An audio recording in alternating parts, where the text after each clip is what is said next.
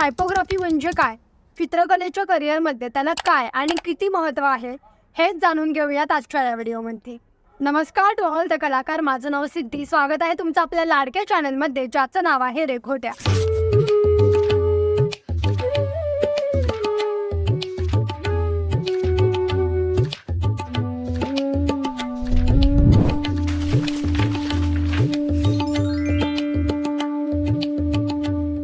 एखाद्या कॉन्टेंटमध्ये एखादं स्पेसिफिक वाक्य किंवा शब्द योग्यरित्या मांडण्याची पद्धत म्हणजे टायपोग्राफी. आपल्या क्षेत्रामध्ये ना टायपोग्राफी हा थोडासा अंडररेटेड टॉपिक आहे आणि तेवढाच महत्त्वाचा देखील आहे. त्याच्यामुळे हा व्हिडिओ शेवटपर्यंत नक्की पहा. तर टायपोग्राफीच्या इतिहासाकडे आपण जर पाहायला गेलं तर 1440मध्ये जोहानस गुटनबर्ग यांनी हस्तलिखित माध्यमात असलेल्या लेटर्सला एक टाईपफेस दिला आणि तिथूनच पुढे अनेक फॉन्ट उदयास आले. तेव्हापासून ते आजपर्यंत आपल्या दैनंदिन जीवनामध्ये आपण रोज टायपोग्राफी पाहत असतो. सकाळी उठल्यापासून ते रात्री झोपेपर्यंत टायपोग्राफी अनेकदा आपल्या नजरेखालून जाते. उदाहरणार्थ, जेव्हा आपण सकाळी उठल्यावरती चहा घेतो, त्याच्यासोबत एखादं बिस्किट घेतो, तर त्या बिस्किटावरती सुद्धा तुम्हाला टायपोग्राफी बघायला मिळते.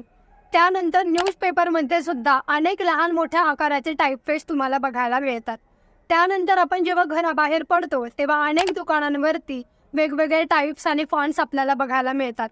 या व्यतिरिक्त टायपोग्राफी आपल्याला कुठे पाहायला मिळते तर वेगवेगळे magazines, books, book cover, channel, series, web series, serial, film अशा अनेक ठिकाणी आपल्याला टायपोग्राफी बघायला मिळते.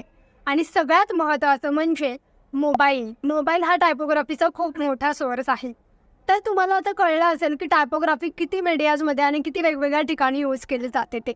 आता ॲज अ डिझायनर म्हणून डिझाईनमध्ये टायपोग्राफीचा वापर करताना कोणते 5 महत्त्वाचे मुद्दे आहेत ते जाणून घेणं महत्त्वाचं आहे, ते आता आपण पाहूया. पहिला मुद्दा, वाचण्यासाठी सोपी म्हणजेच रीडेबल असावी. एखाद्या कॉन्टेंटमध्ये किंवा एखाद्या डिझाईनमध्ये टायपोग्राफीचा वापर करताना ती सहजरित्या वाचता यावी असे फॉन्ट निवडावे.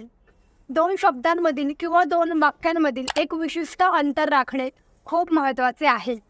दुसरा मुद्दा, फॉन्टचा योग्य वापर किंवा निवड. तुमच्या कॉन्टेंटला रिलेटेड होईल, सुटेबल होईल अशा टाईपचे फॉन्ट्स वापरावेत. तुमच्या डिझाईनमध्ये 3 पेक्षा जास्त फॉन्ट वापरू नयेत.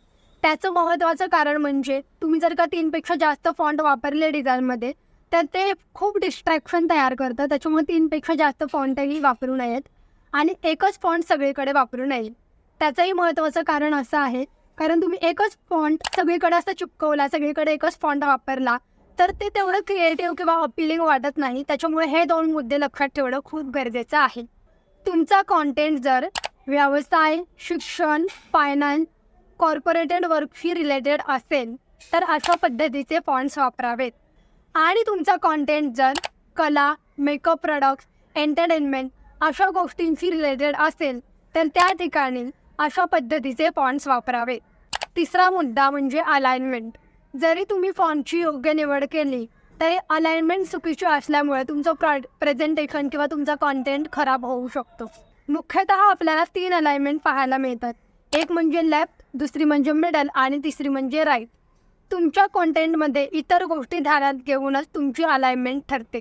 चौथा मुद्दा, हायलायटिंग इम्पॉर्टंट वर्ड किंवा सेंटेन्स.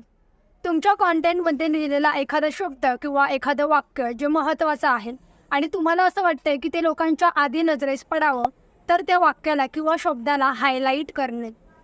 आता हायलाईट करायचं म्हणजे नक्की काय करायचं तर तुम्ही त्या शब्दाचा किंवा वाक्याचा रंग बदलू शकता, फॉन्ट चेंज करू शकता किंवा फॉन्ट कमी जास्त करू शकता.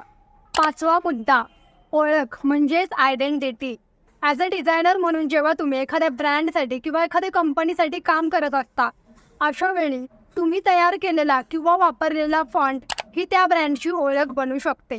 कोणत्याही प्रोडक्टची किंवा ब्रँडची आयडेंटिटी ही त्याच्या नावावरून ठरते.